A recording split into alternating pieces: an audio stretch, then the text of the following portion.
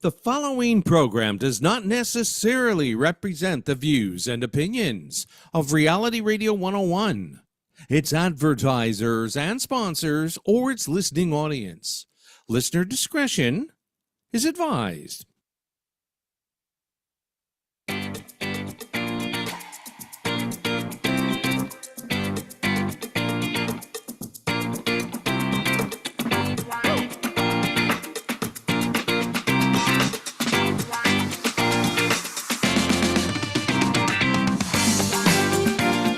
Good afternoon and welcome to the Liquid Green Health Show with your hosts, Fred and Janet Cox, right here on Reality Radio 101. To get on board, send us an email. Our email address is liquidgreenhealthshow@gmail.com.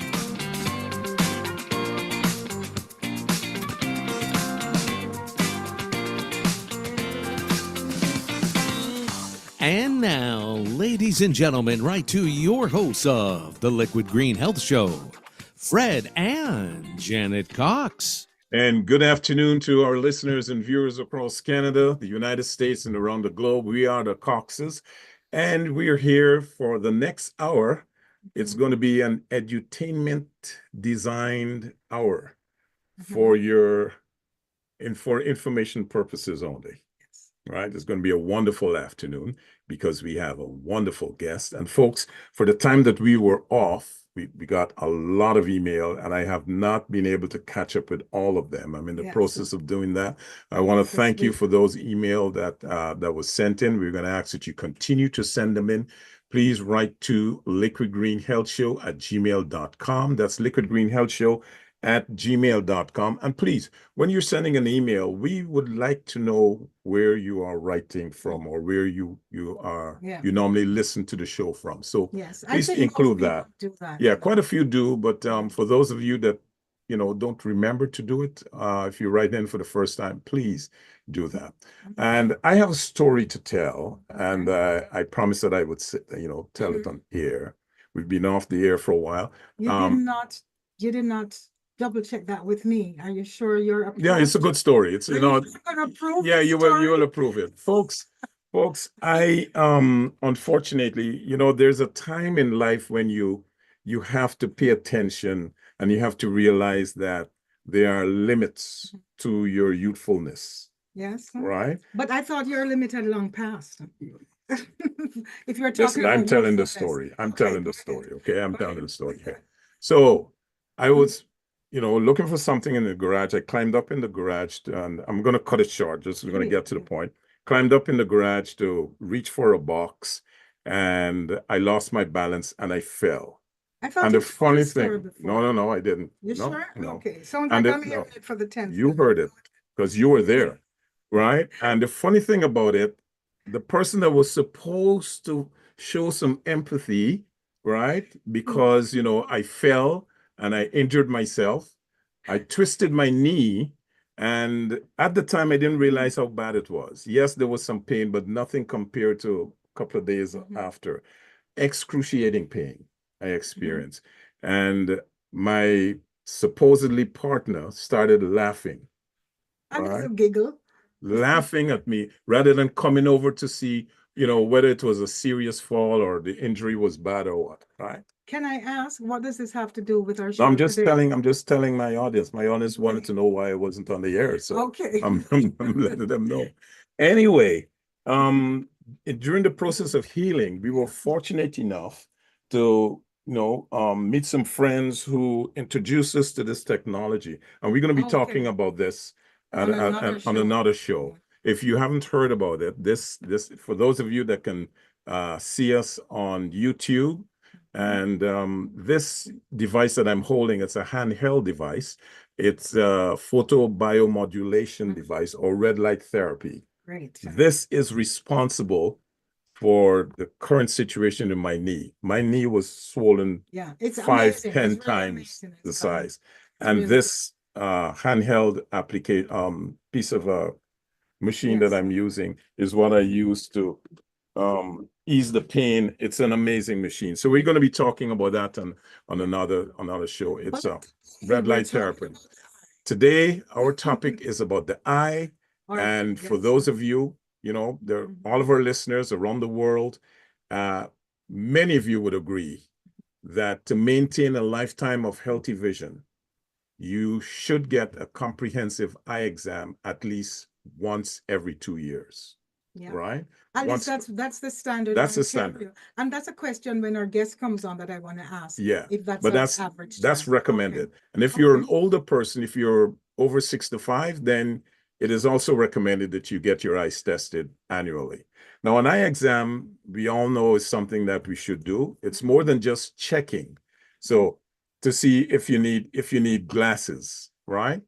Because your eyes, well, they're a vital part of their overall health and one of the most intricate systems in the human body. So it's important that we take care of our eyes. Routine eye exams are essential for everyone, even for those who supposedly believe that they have 20/20 vision. Exactly. Right? So on today's episode on the Liquid Green Health Show, we are thrilled to have in our virtual studio special guest, Dr. Danielle Kalu Obuma, an experienced optometrist with over 10 years experience in the vision care. Yes, and I would like to actually introduce Dr. Obuma, Dr. Danielle, that's how we're going to call you, Dr. D. And I have known you now for, I would say, just over a year. Mm-hmm. And when we are involved with another activity, folks, me, I'm always talking about the African Union or Durham Caribbean Action Network or Gift of Life, all the different things that we're involved with. And in this particular case, Daniel and I are working with Operation Land of My Birth, which we won't get into today. And you are the media expert in that organization. But in talking to you, I realized that you hail from Nigeria and that you are an optometrist with over 10 years of experience. But like so many professionals who come to Canada or that travel from their homeland as educated professionals, highly skilled, and they come into the new country and not able to continue that path, right? So I believe that's what your situation is. You're not practicing in Canada right now, and I don't know what that would have taken for you to do. So I want you to just tell us a little bit about you, your training in Nigeria, what you used to do, and then we'll pick up the show from there. And thank you so much for agreeing to be a guest. Thank you. So welcome to the Liquid Green Show. And for the remainder of the show, we'll just address you how we've become accustomed to Dr. Daniel. Exactly. Right. All right. Thank you so much. Good morning, good afternoon, good evening, good night, our listeners from wherever you're listening from. And it's been more than a pleasure knowing you guys since we connected. I'm very privileged to be a part of the Liquid Green Show today. We'll be focusing basically on the eyes, which is what I do. I'm a professional in the eye care industry, and I want to limit it to just the basics such that I can carry everyone fully along. If there's a provision also for questions, I'm always very available to take questions as much as possible, as much as the show can actually carry. Yeah, from your question, I actually do media these days. I have a media background back in Nigeria. So coming here, I didn't actually just start it from the scratch. Okay. I already had something in media going for myself before getting here. Now, media is more like a passion for me. So I derive more than joy. It's not just work or business for me. It's actually something I have so much joy in doing. So great. That's what it is. And for optometry, for me to practice out here, I need to, of course, go through some level of certification courses and just do some basics to get up to speed with the requirements of the practice out here. So, but that I am not exactly ready for right now, but we'll get to that part. Yes. Yeah, so nice connecting today and nice being on the show. Basically, the eye. Right. The eye, like we already know, is a window to the world. When we were being trained back in Nigeria, I schooled in Abia State University. It's a bachelor's degree program, optometry. We call it OD. That's the award you get after your schooling, after a 6 years program. It's called Doctor of Optometry, but OD in short in Nigeria. So it's a 6 years program. There we specialize, we do general anatomy, we do just the basic medical courses, all of the medical courses from embryology, human physiology, anatomy, histology, all of them. But towards the end, the final 2 years, we specialize on the eyes. And optometry, most people confuse it with, when I say I'm an optometrist, people say, are you an optician? Some say, are you an ophthalmologist? Well, these are 3 different things. Okay. An optometrist is a primary eye care professional.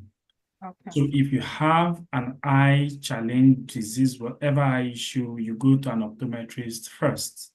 Now, an optometrist recommends if the challenge is not something he can handle, because of course, optometrists do not undertake surgery.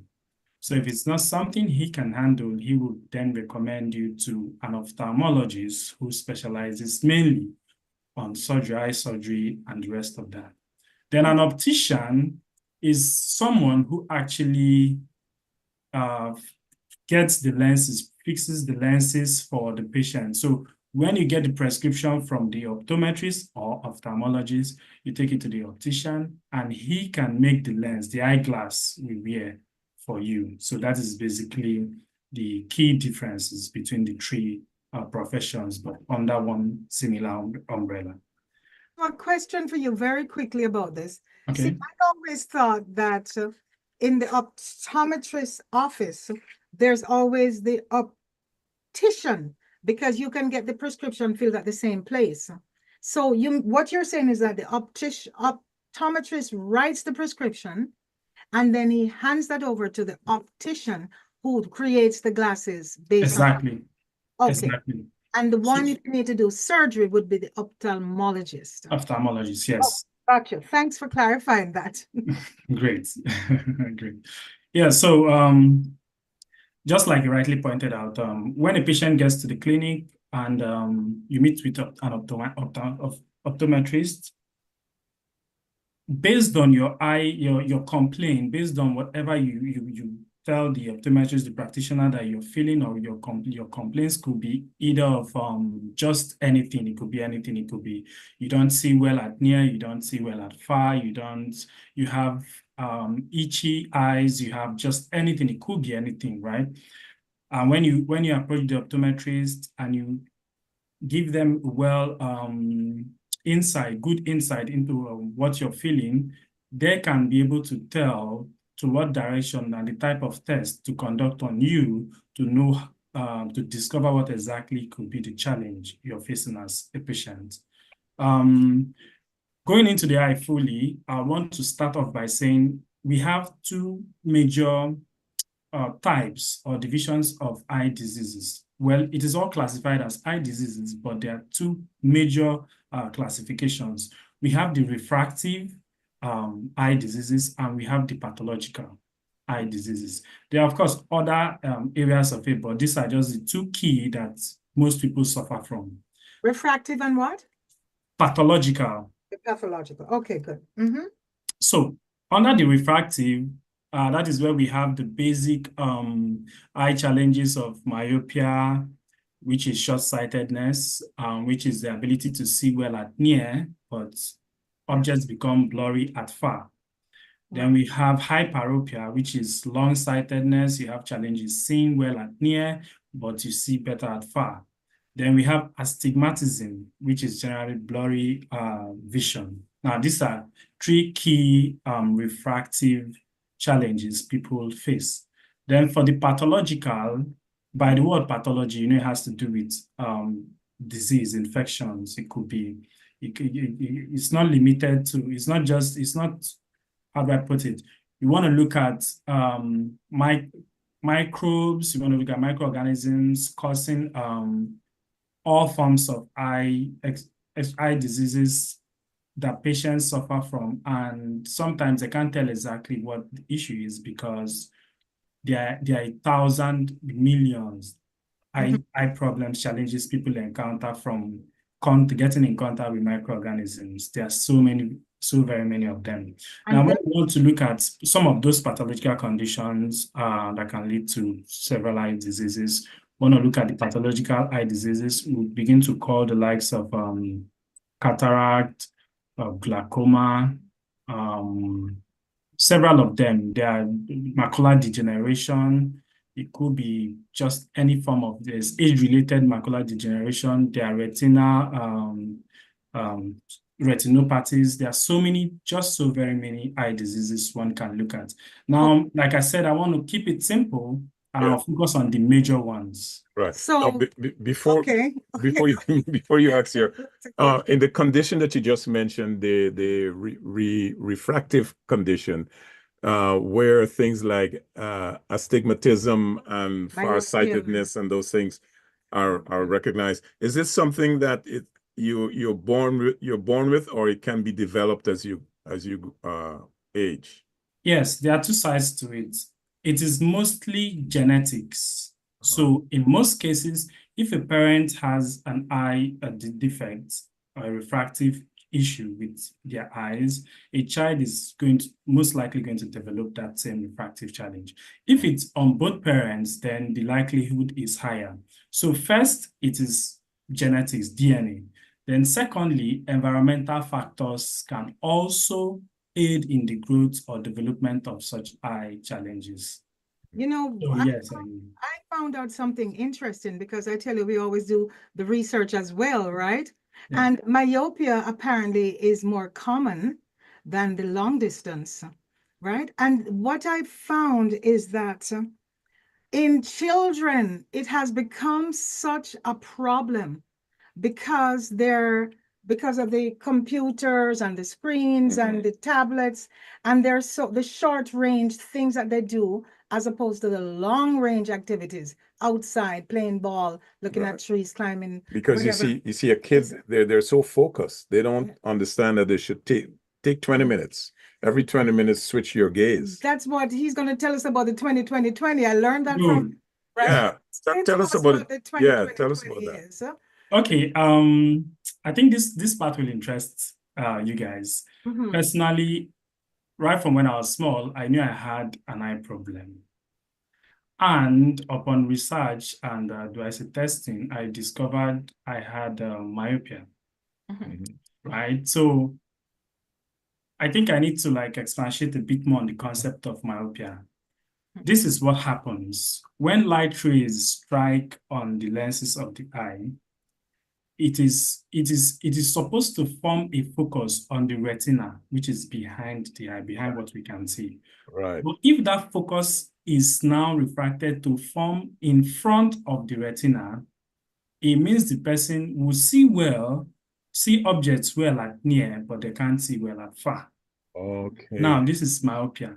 The light is supposed to converge at the retina.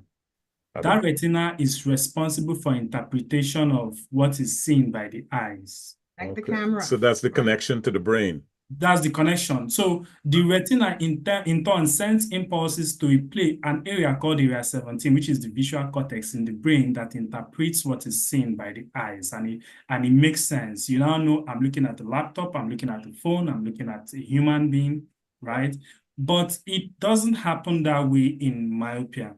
Those light rays converge in front of the retina. So you notice that objects at far becomes blurry.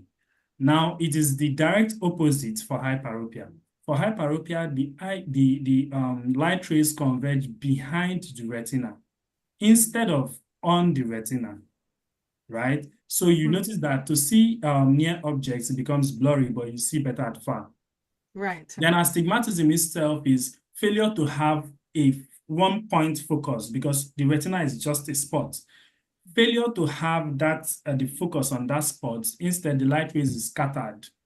Okay. If the light rays is scattered, you can't have a point focus, then you get to see blurry vision. Now you could see blurry at near or at far. It's just it's a little bit more complex than the other two, but this is failure to have a point focus. The light rays are scattered. There's another one. So there's this called presbyopia. Now, presbyopia. About to ask about that. Yes, presbyopia, because this is where, you asked me a question about your lenses earlier. Yeah. Now, presbyopia comes with aging. Mhm. So as one continues to advance in age, the lens continues to, due to environmental factors, health conditions, nutrition, and all of that, continues to harden. And with time, especially between around the age of 38 years of 38 to 40 years, you notice that you begin to have challenges seeing well at near. Yes.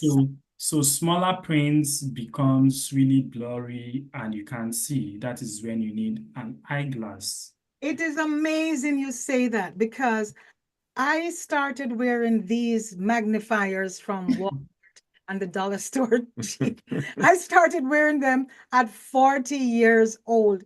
It's Oh, wow. amazing how the body just, it's like at 12 months old, you start to walk. Yeah. At 6 months, you start to teeth. At 40 years, you need the glasses.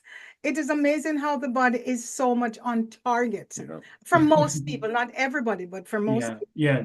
What I realized, Dr. Daniel, is that with myopia, what they say, it's like it's a Western thing, because people in Africa, you're one of these exceptions, because I was listening to some statistics where it said in Africa, myopia is 10 to 20% of the population, right? Whereas the Asian community is 70 to 90%. And in North America, in Canada, US, etc., it's 30 to 40%. And that relates to our diet. But we won't get into that now. I'm going to let you get back on track to where you were. Okay? Yes. Generally in eye health, there are a whole lot of factors, contributory factors to the speed of degeneration of the eye. So there's several things we can actually begin to look at that will answer this question of why it is more prevalent here and it's not that much prevalent in other parts of the world. Right. But we also should establish that we may not be able to get exact figures because some areas are actually under-tested. Okay. So we may not be able to know exactly the population of persons with such eye challenge coming out from certain areas of the world, right? So that is just by the way. Getting back on track, I was talking about the presbyopia, right? So what happens with the eye is that it is very important anyways. You don't just go pick up a prescription and begin to wear because it gives you clear, better vision. You think that is the right one to use. This is what happens. As every individual continues to age, the eyeglass you use for near vision when it gets to presbyopia is always called an AD. An AD meaning it is a plus lens. Well, you summarize that by calling it a magnifier. I agree with you because it makes the objects, the letters near appear bigger. Could you repeat that, please? I had a little glitch. Yeah. Could you repeat what you just said? I did the ad, the. Okay. So, basically, right, from 40 years for most individuals, when they begin to experience this blurry small prints, which is the onset presbyopia, you need to be tested to get the actual power, refractive power of your eyes. In some cases, both eyes may be the same, right? But in other cases, you find out that there are variations. There could be variations in the refractive status or power of the two eyes. So each eyes, they are tested as, they have to be tested individually and together. to get the exact power of each eye, right? So with that, you can get a prescription, which is what we call an AD. AD, ADD, yes. Okay. That is the lower part that will make up the part for reading, for near work, for you to be able to see well at near. Look at small prints, read Bible, newspaper, magazines, just anything, right? But this is the mistake most people make, because they think they can walk into any store, pick up an eyeglass, put it on, and they have better vision, they run with it. That is a big, well, I'm not calling names, but because Look where my finger is pointing, right? One in the car, one on my night table. Several in the car. One on my wow. one, they're all over. Wow. And Okay. measurements. So go ahead. So I officially have to disabuse that approach because it is the wrong thing to do. This is why I'll explain. Okay. So, for instance, at 40, the eye is tested and the refractive power, you need an add of, say, let's assume plus 0.5 diopters. If you use the 0.5 diopters, you can see N5, you can see small prints, very tiny prints, you can see N6 comfortably. So is that the chart they give you to look at? Yes, the silence charts, yes. They're charts for testing, yes. So when you can read the small prints clearly, N5, N6, with 0.5 diopters, you will know that then, or let's say 0.5, 0.75, depending on how the eye, how bad the eye has gone, it will determine the plus lens the eye will have to use to see well at near. So if you use 0.5 diopters or 0.75 diopters, it increases after roughly 5 years. The power has to go up for you to see the same thing you were seeing while you were 40 and at the same distance, right? Okay. So this is what happens. If you go and buy that lens because it improved your vision, for instance, when you're supposed to use 1 diopters, you are using 2 diopters because you don't know. You realize that you are not helping the eyes. You're further stressing yourself. You're stressing the system. And when by age you're supposed to use 2 diopters, you realize that you can no longer use 2 diopters. You now need 3 diopters. Okay. So you mentioned a couple. I'm just trying to break this down. I'm trying to make sure I understand it. Okay. So you said 5 years. Chances are you're going to need to change your prescription then in 5 years. Exactly. Now, Frederick in the beginning said we should be going to our optometrist about a minimum once every 2 years. Is that about right? Depends on the age. Medical checkup is necessary for everyone. Just general medical checkup for everyone, at least once yearly. Including children, correct? Yes, at least once yearly. Yeah, okay. So what we're working with is 20/20 vision. That's what everybody wants. Yeah. Can you explain the 20/20 and what happened? That's for a normal person. Yeah. Now, what you're talking about will change 20/20 when we can't read that chart. We need to get the glasses. What are we coming to? Is it 2015, 2030? How do you explain that? Because Dr. D, what I was told, and this is why I asked you to talk about this, because there seems to be a controversy. When I go to the optometrist, they're going to prescribe for me. The optician is going to make me glasses with those bifocal things. Yeah. And I'm going to have to wear those glasses all the time. I don't want to do that. I want to be able to just use my glasses when I'm going to read, flip it off, drive, because I don't need it for anything else except when I read. And if Frederick reads to me without complaining, then I won't even need to read. But in that case, then you wouldn't need prescription glasses. That's what I'm saying. Yeah. Get the prescription glasses. Yeah. I don't want to be able to be wearing it 24/7 and just take it off when I'm going to bed. Do you understand what I mean? Of course, I understand what you're saying. Oh, so could you explain what's the better thing? Okay. So to break it down a bit, they actually bifocal. Most times, a bifocal lens is prescribed for you to be able to see well at near and also see well at far.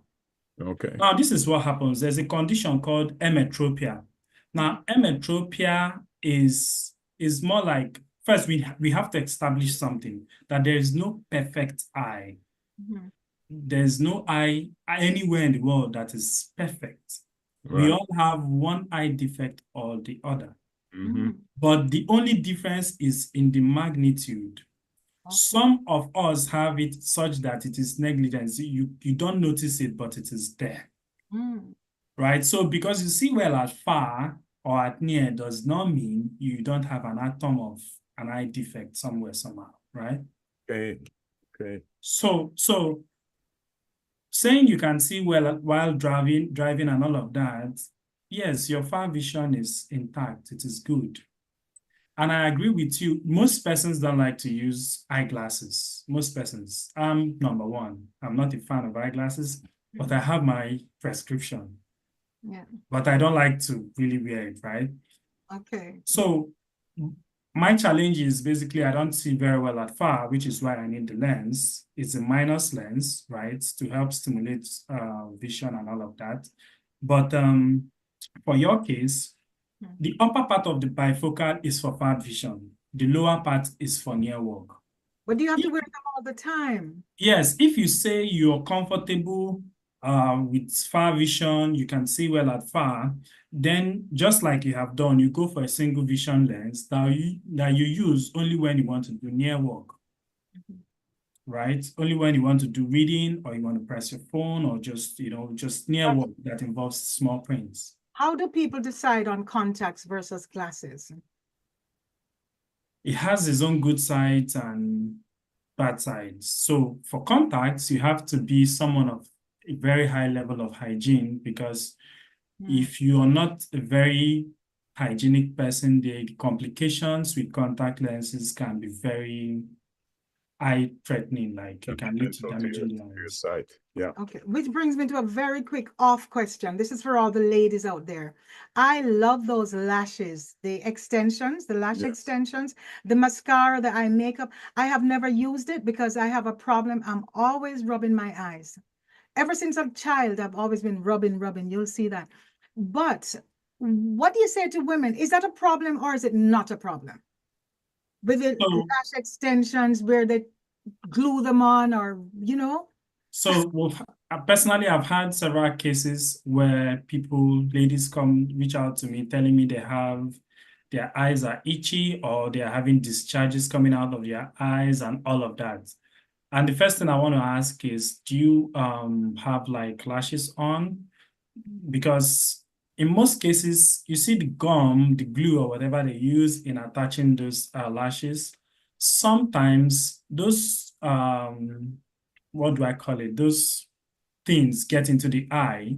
And because most of them ends up irritating the eye begins to itch them, begins to tear, or begins to produce discharges, right? Because they are not meant to get into the eye, but out of maybe, do I say carelessness or whatever, or just natural environmental factors.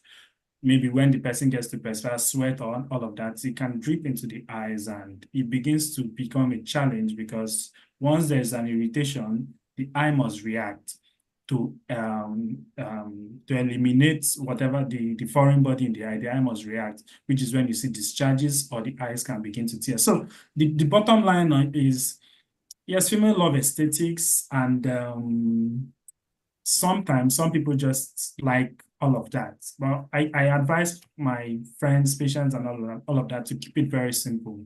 If you can do without them, fine. But if you absolutely have to, then you have to be very careful. You're in India, you see how much amazing women look when they put these lashes on. Some of them do. No, they look. I think if you just did lashes and lipstick, you'd look good. But I learned a new word. It's the complications. Madarosis, which is the loss of eyelashes. And that's what I'm wondering, if they continue to wear those lashes, could they eventually just lose their lashes? Because yes, because right?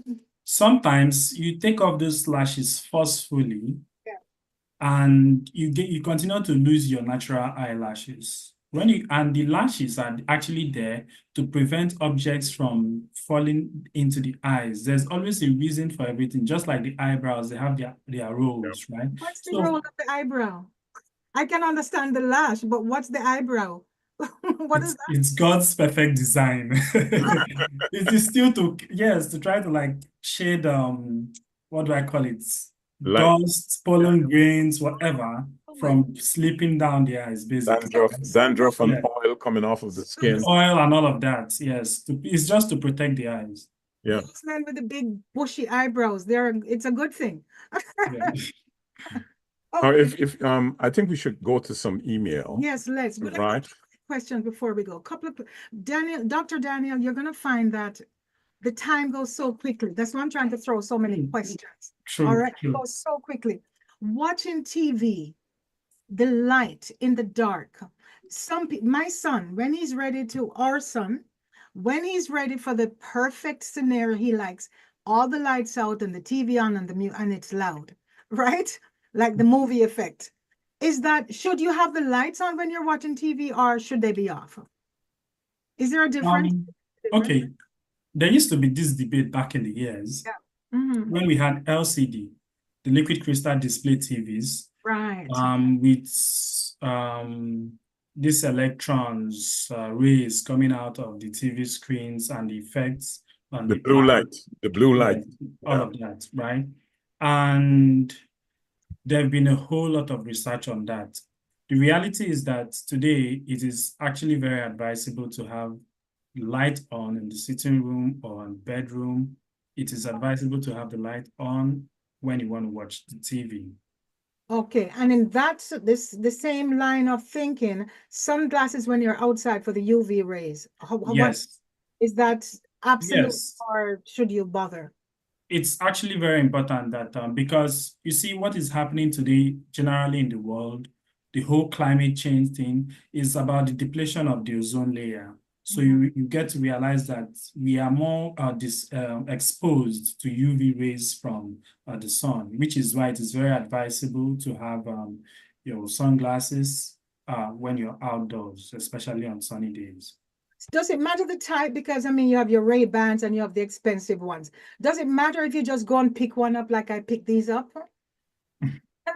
So for that, you don't exactly need prescription for that.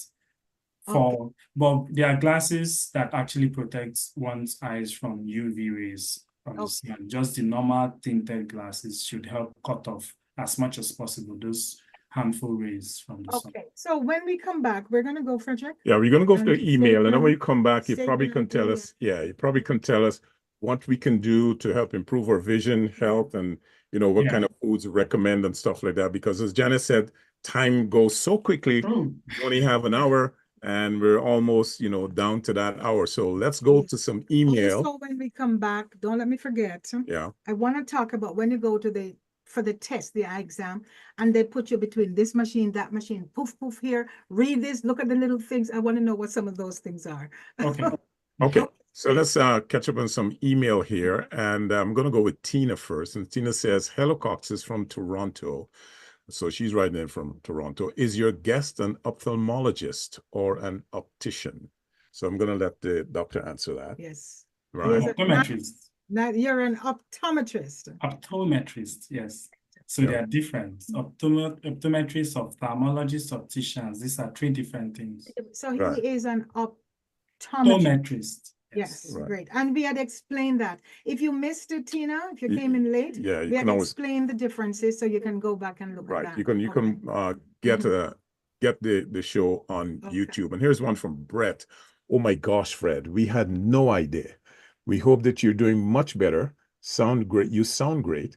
And we are listening to you from Ottawa, Ontario. Thank you and be well. Thank you very much for that, Brett. Thank you. Yes, I'm a lot better than I was a couple of weeks ago. Here's one from Steve. You're so much better because of the love and care of your wife. Okay. And also of the red light therapy that I did. More credit than me, right? Okay, go ahead. Here's one from Steve, and Steve says, diabetic and eye issues. Thanks from Miami, Florida. Okay. Dr. D, let's go into this right now because that's one of the questions we have. sugar, diabetes can cause blindness, death, correct? Well, I don't want to be so draconian. So talk to us right now about diabetes and eye health. What's the Okay, problem?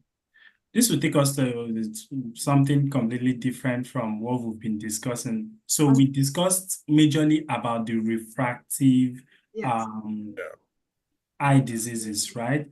Recall I said they are actually also pathological eye diseases. And in, do I say summarizing, I'll try to explain or discuss this as a whole.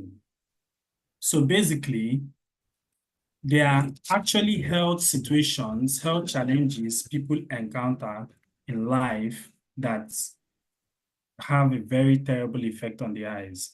The two key health challenges are hypertension and diabetes. So both of them plays a very terrible role in the advancement of these eye diseases.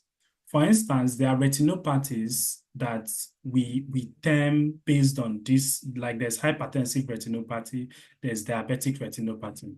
Now, this is more like a degeneration of the macula of the retina of the eye as a result of these diseases. So in the recommendation, we always pay more attention because there's this thing called etiology. It's about in medicine, it's more like the root causes of every sickness. If you can eliminate the root cause of a sickness, then you have treated that sickness for a long time, right? You don't expect it to come back. But most times you end up managing the symptoms. And when you continue to manage the symptoms without eliminating the root cause, then it will still be there. You always, keep on, bothering about that one or trying to treat it. So yes, diabetes to a very huge extent, a large extent, affects the eye. It leads to degeneration of the eye and blurring of vision. Go ahead, please go ahead. And to just extend on that question, on that answer, we had another email, two emails that I just went through. One is asking the difference between an ophthalmologist and an optician. We went through that already. And here's another question that comes in that the doctor just basically answered is, does high blood pressure affect your vision? And if yes, how? So right? So that has to do with the pathological path, yeah, right? The pathogen? the diabetes, right? That Yes, so the challenge is we don't have enough time because this is not something we can just shabbily discuss. Now, the thing is, yes, diabetes affects the eyes. Hypertension also affects the eyes. So when we talk about routine eye exam, it's not just limited to checking up your eyes. You have to do full body routine, especially with aging, right? Because these underlying health conditions can predispose one to degenerative conditions of the eye, just like hypertension, just like diabetes. There are several of them that can lead to degeneration of the eyes or bad eye health. But all right, go ahead. Okay, I can basically just give a rundown of some how do I put it? Things people can do, ways to improve your eye health, right? Or eyesight. Okay, before you do that, then let's finish up with the emails. Yeah. Okay. And then we'll get to we'll that. come back and we'll finish up.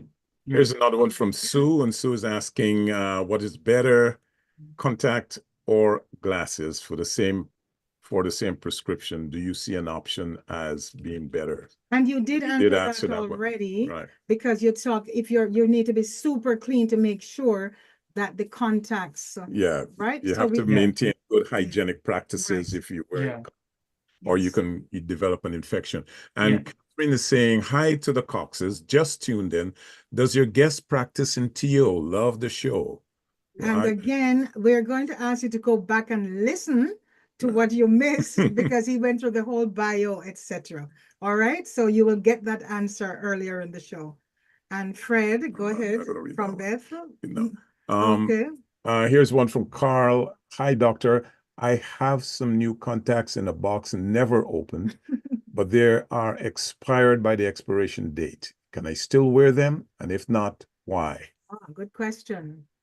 It's not When like it- hearing aids. Like people with all hearing aids can still wear them, but I don't know about contacts. Well, it's self-explanatory. If it's expired, it's expired. Now, this is what happens, right? Some of these things, why it is not advisable to use them after it is expired is because sometimes the agents used in preserving them have like a lifespan. Okay. And after that lifespan, you're not sure how good enough they will be for you to use them afterwards. So if it is expired, it is as good as expired. We should leave it at that. Get a new set. Get a new set. Yeah. But we wanted to ask you some natural ways to improve the vision, right? Yes, that's what that's what you're going to talk about now, Dr. Yeah. Lee. Yeah. So go ahead. We'll give you back the floor. Now, just before you answer that question, let me just tell our listeners or listening audience, if you're joining us for the first time or you joined us late, you're listening to the Liquid Green Health Show. We are the Coxes, and we are streaming live on Reality Radio 101, and you can also find us on Spotify or on YouTube, where we are streaming live today. And if you are watching us on YouTube, please do not forget to like, share, and subscribe to that channel. And as I said, you can also find us on Spotify. Our guest today is Dr. Daniel Obuma, not Obama. I didn't say Obuma. I did not say Obama. Obuma. Okay. And he's given us the whole rundown on eye care and what should be done and what should not be done. So to just to introduce you, lead you back into that. Again, so many opticians, not opticians, optometrists will tell you, oh, you're going to get old. After age 4, everybody gets cataracts. Yes. And you're going to need this or you're going to need glasses, etc. And we like to buck the system and says it's not necessarily everybody. So what are some of the remedies out there that we should be looking at that even if you don't avoid glaucoma or avoid cataract, you can delay it for as long as possible? Can you tell us some of those things that we need to be doing? Okay. Because we're fast running out of time, I would love to discuss it as one of the ways in improving eye health. Now, some of these things will fall under. So like we already know, it is an already established earlier on the show that regular eye exams is a necessity for everyone. Now, with special recommendation to those who have a family history of glaucoma, cataract, or any very major eye defect. People who have that family history must always go for regular eye exams to be sure that they are not suffering from any of those. And even if they are, there's this saying that early treatment is always very good, always very helpful in managing some of these health challenges we encounter as a people. Now, people who have a family history, people over 60 years of age should always, as much as they can, go for not just eye exams, but general body exams from time to time. Personally, I'll say over 60, you do your general body exams, say 2 to 3, 4 times a year, because you don't know when these ailments can, spring forth, and you don't want them to take you unawares. You have to stay ahead of the game. Secondly, we look at hereditary risk factors like I was saying, family history, right? Because most of this, even the myopia, the hyperopia, it comes from genetics, from DNA. So once a parent or there's a family history, maybe grandparents, maybe great-grandparents, there's a family history of any of these situations, it is bound to trickle down the family line, right? You find out that the younger ones may tend to suffer from it. So if there's such a family history of someone who has such an eye problem, it is always recommended that the kids or the younger ones should always, from time to time, go for medical checkup. Same as in the glaucoma strabismus, just any eye challenge, it is Okay. advisable. So Yeah. I'm gonna pushing right along. We get that.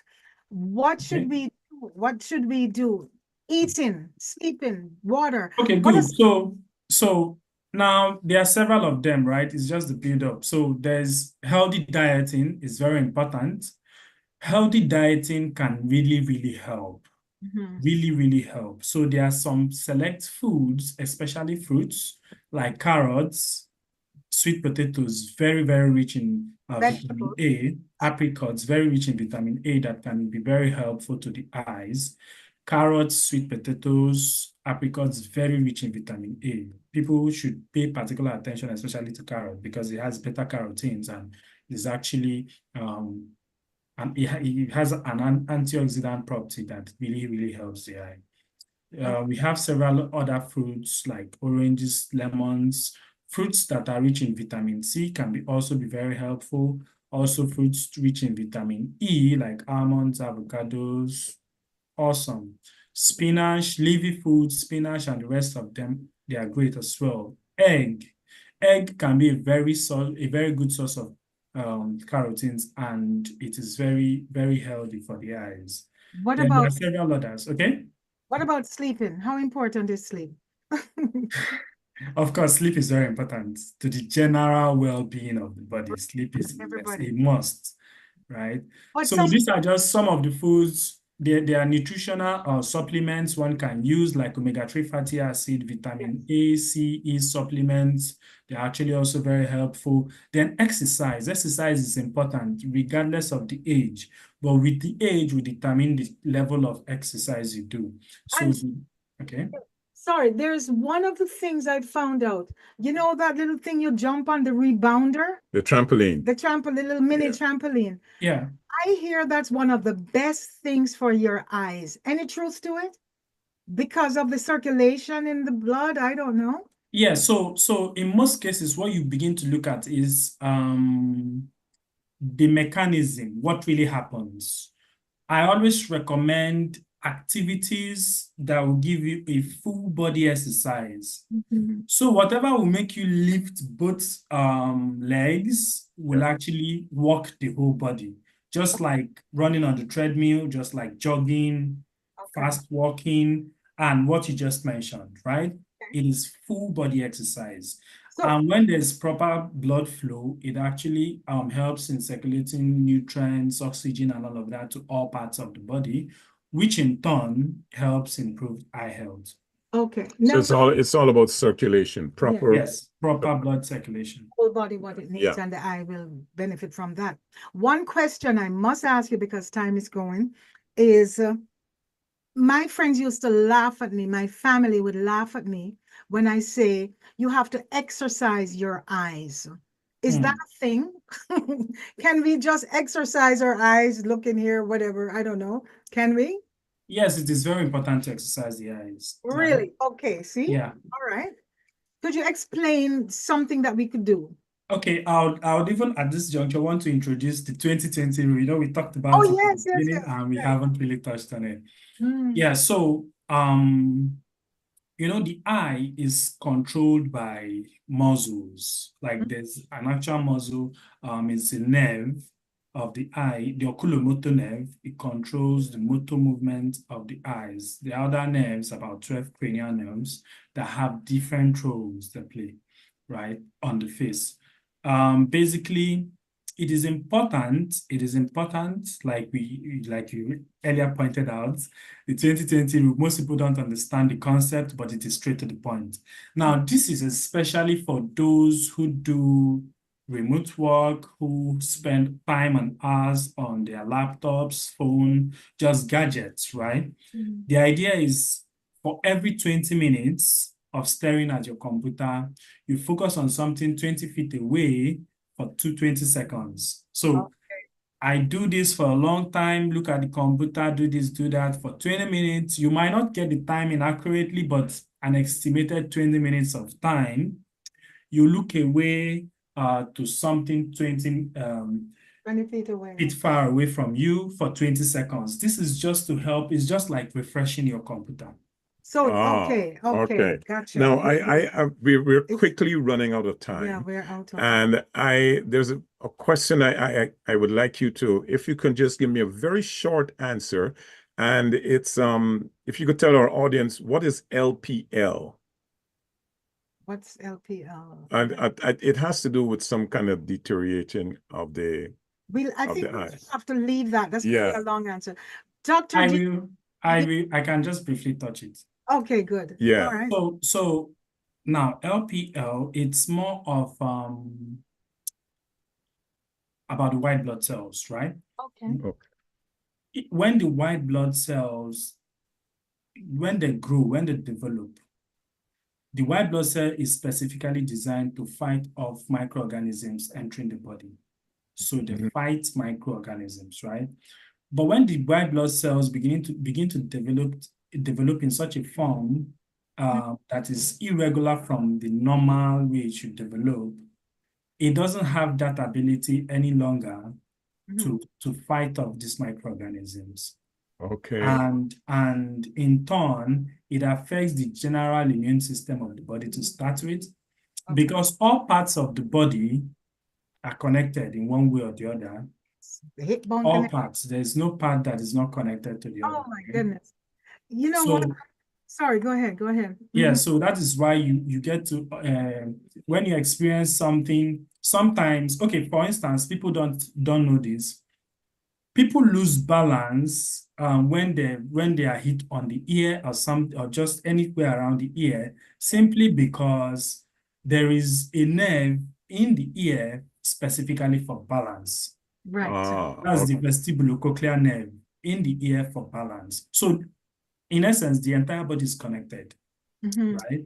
Okay. Yeah, so talking about LPL, if the immune system of anybody is depleted, it in turn affects the general health of all the sense organs, the body itself. Right. Okay. And the reason I asked that question, it affects a certain segment of the population and a certain ethnic group as well. And we're not going to get into that, but that was a pretty good short answer. Daniel, I would like to invite you back. Yes. Because perhaps next month, Yeah. we have some unfinished questions. I want to know what you thought about, for example, so many people do it with castor oil. We don't even have time to touch it, but we want to end with one more email. And then Frederick will allow you to wrap up. Yeah, and we'll say thank we you. have an email that came in. I'm just going to read this one. This is one from Linda, and she said, "Great show, Coxes. Loved it. So much info." She's writing from Niagara Falls, Ontario. Hey, thank you very much for that. Yeah, Linda. one of the greatest places in Canada, right? In the interest of time, we really got to wrap things up. And as we said earlier, we're gonna say I don't know where the time goes.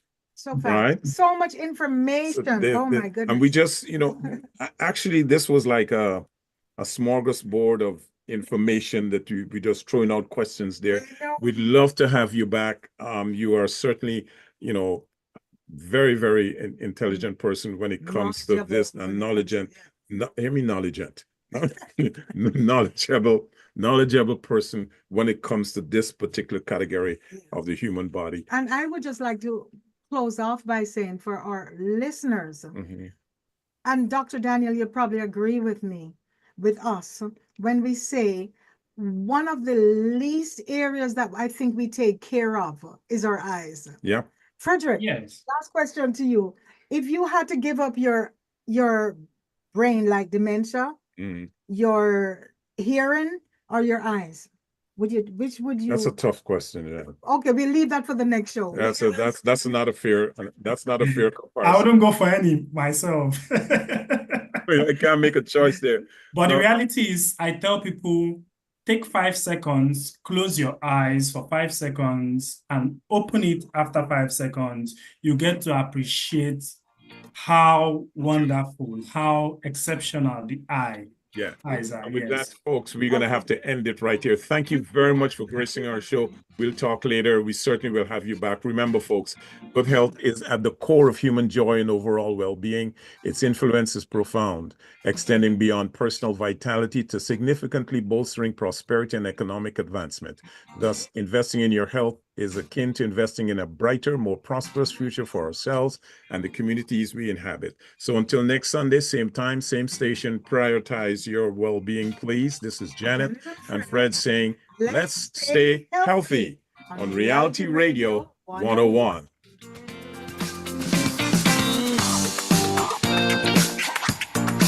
Thank you for listening to the Liquid Green Health Show with your hosts Fred and Janet Cox right here on Reality Radio 101.